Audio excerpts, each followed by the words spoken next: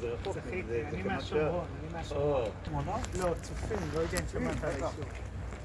מוריי ורבותיי, אנחנו נמצאים פה עם מורנו ורבנו, האדמו"ר מלייטרה, עם החיילים הגיבורים, הקדושים ששומרים פה על החרמון.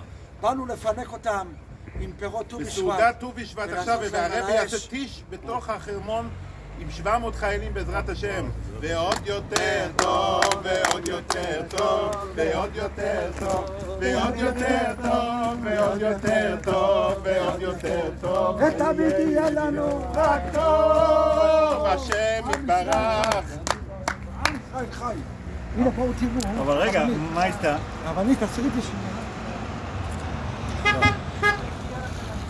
הנה הליווי, הנה הליווי. ליווי.